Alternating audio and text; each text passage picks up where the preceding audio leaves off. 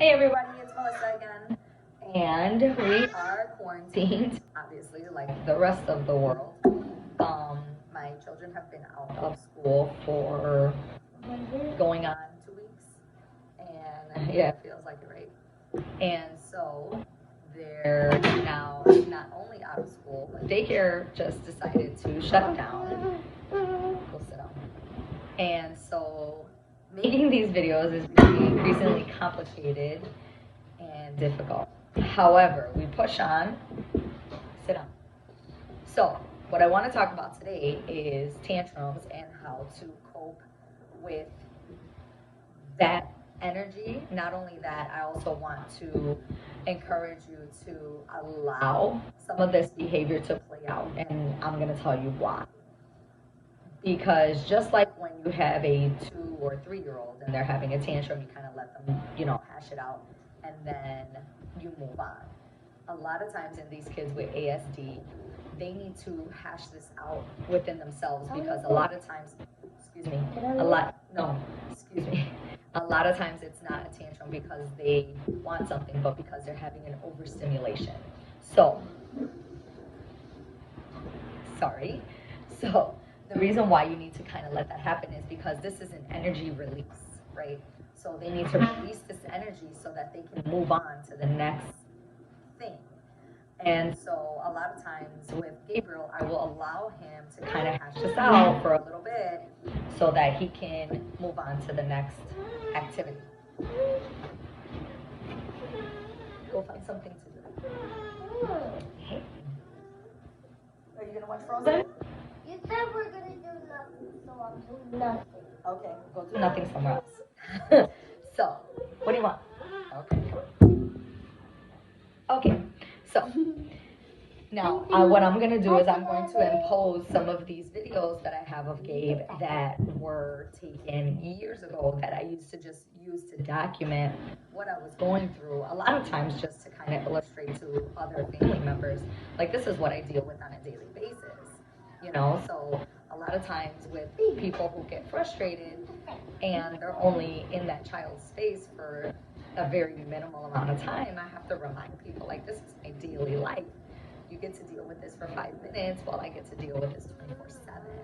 So a lot of times it was just to illustrate like how difficult it can be. However, when he's in public or around other people, he's actually very well behaved.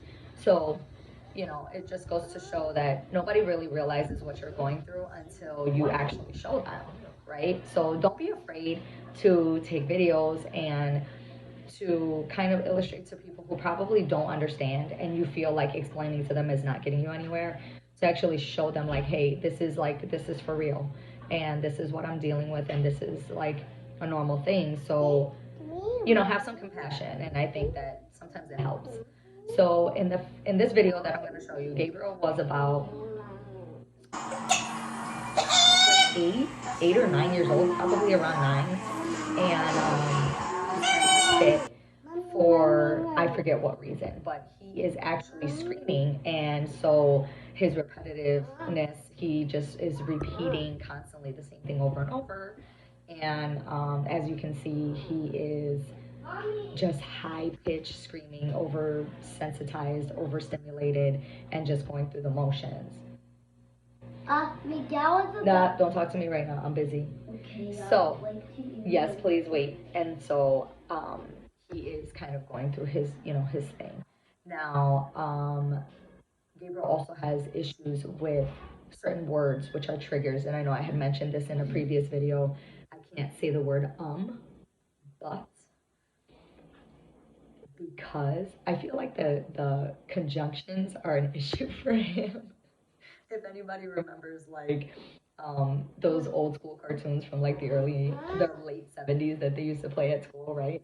And so he has a hard time if I'm on the phone having a conversation. If I say these words, he is like flipping out. So don't get me wrong. Yes, I absolutely lose my temper. I am a mom. I have 4. I have an ASD kid. I have an Asperger's kid. And then I have 2 neurotypical children. And yes, I go out of my godforsaken mind all the time. So I do yell and scream, and I'm not proud of it. However, it happens. And I have cursed and cried and, left the house, and like called their dad, had him come over, left the house, cried in my car. This is like normal coping mechanisms that I have, gotten to that point where it's like in order for me to stay sane and healthy, sometimes crying is like a huge outlet. So, in saying that, I have another video where Gabe is actually, I believe we're in the kitchen. Go ahead. I, Go ahead. you have to forgive me because a lot of these Go. videos are really old, and so he's 15 now. These videos are like Seriously. 6 and almost 10 years old. And so he's having a hard time coping with something. And a lot of times, like I said, I let him hash it out, let him scream, let him get to that point. A lot of times, the energy that it takes for them to maintain this activity is very short lived. So it's more of a sprint than a marathon. And so eventually, they'll lose the energy it takes to maintain, and they'll eventually calm down, and you'll be able to kind of get somewhere with that, with that child. Now, some mechanisms that I use to cope are, unfortunately, food sometimes is a good reward. However, you don't want to use food in this regard because then food becomes a weapon, and you don't want that to happen. So a lot of times I will use electronics because it's a highly favored activity as a reward. Also, preferred tasks. So Gabriel actually likes to clean. So a lot of times I will let him clean to help him not only give him a preferred task, but also to maintain his focus and get him to do something that's like energy consuming. So cleaning after a while, you get tired, and so we're trying to take that energy level from like way up here to like somewhere down here and kind of just relax the situation out. What else? Gabriel really likes to be outside, and so even though he doesn't really do anything, like we can go to the park and he doesn't really play on the park stuff, but like he'll climb a tree or he'll pick up litter or whatever. So we go outside and we do stuff. I will get you a piece of bread in just 1 second, okay? Give me 1 minute. Put that away, please. So those are some of the mechanisms I use. Electronics is usually my last resort unless we are inside and the weather's bad and we happen to be doing that, or somebody's sick and we can't go outside. So electronics is like my last resort. However, with this whole quarantine thing going on right now, it's been like my first step. Gabriel really likes puzzles, or at least he used to. And so I'm really trying to get him back into that activity because it's a quiet activity. It requires a lot of brain power, a lot of thinking, a lot of focus. And so I have bought, 1,000-piece, 5,000-piece puzzles. It keeps him busy for a long time. So if your child is very visually stimulated, very tactical, puzzles are probably a great idea and a great thing for them to do. Coloring as well, because coloring requires concentration to like coloring the lines. A lot of times I will leave the picture of whatever he's coloring in front of him because he likes to imitate. He won't color anything spontaneously. He wants to do it however that, excuse me, he will color that item however they're supposed to be colored. So yeah, those are a couple of things that you can do in this time right now with not being able to go outside and being isolated inside your house. Find things that you can do. Look up recipes for slime. Use shaving cream as a sensory sensory stimulation. You can use shaving cream inside of bath water and some food coloring and let them paint on the walls with the shaving cream. It's super easy to clean. It comes right off the shower with some water and it's fine.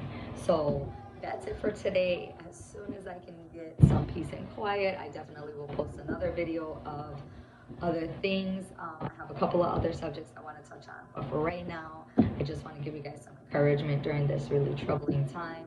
Don't lose faith. Definitely lean on the people you can lean on.